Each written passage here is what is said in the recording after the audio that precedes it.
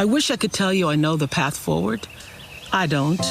There is so much uncertainty. In truth, there always has been. What I do know is that the same guts and imagination that got you to this moment, all those things are the very things that are going to sustain you through whatever is coming.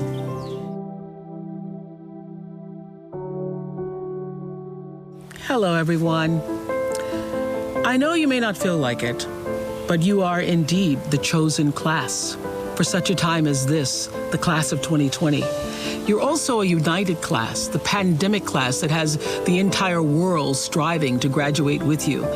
Of course, this is not the graduation ceremony you envisioned. You've been dreaming about that walk across the stage, your family and friends cheering you on, whoop, whoop, the caps flung joyously in the air.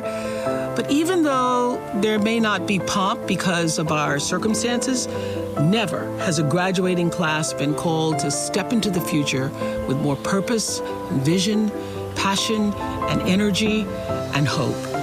Your graduation ceremony is taking place with so many luminaries celebrating you on the world's Facebook stage, and I'm just honored to join them and salute you.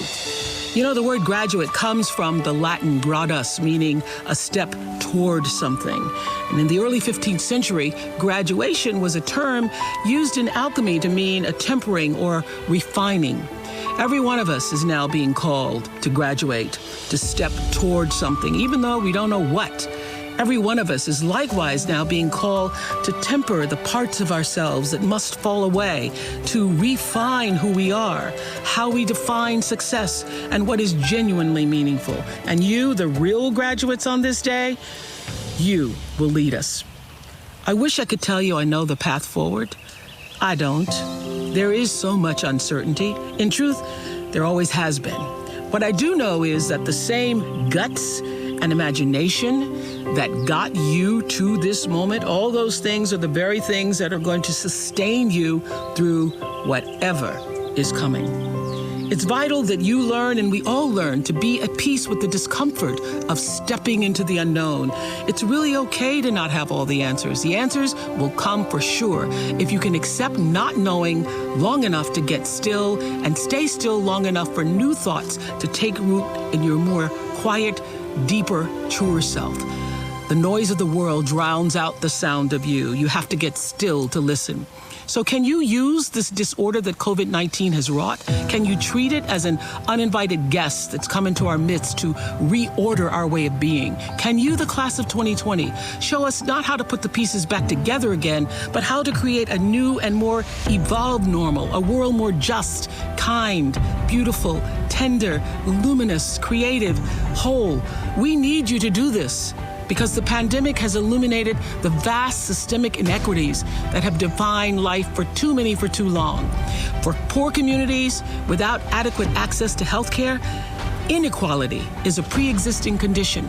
For immigrant communities forced to hide in the shadows, inequality is a pre-existing condition. For incarcerated people with no ability to social distance, inequality is a pre-existing condition. For every person burdened by bias and bigotry, for every Black man and woman living in their American skin, fearful to even go for a jog, inequality is a pre-existing condition. You have the power to stand for, to fight for, and vote for healthier conditions that will create a healthier society. This moment is your invitation to use your education to begin to heal our afflictions by applying the best of what you've learned in your head and felt in your heart. This moment has shown us what Dr. King tried to tell us decades ago. He understood that we are caught in an inescapable network of mutuality, tied into a single garment of destiny.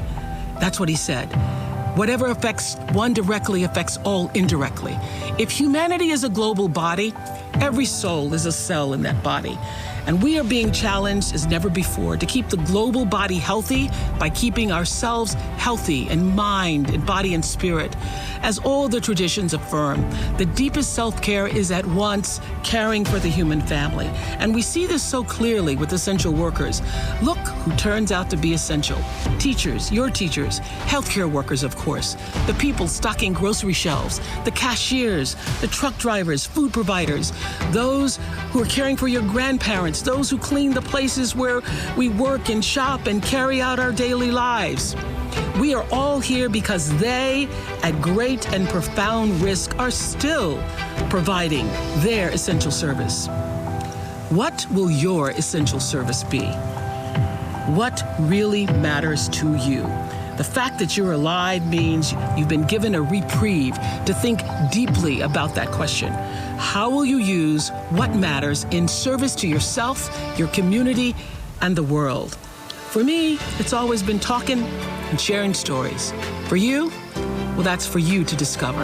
And my hope is that you will harness your education, your creativity, and your valor, your voice, your vote, reflecting on all that you've witnessed and hungered for, all that you know to be true, and use it to create more equity, more justice, and more joy in the world. To be the class that commenced a new way forward, the class of 2020. Bravo. Brava, brava, brava.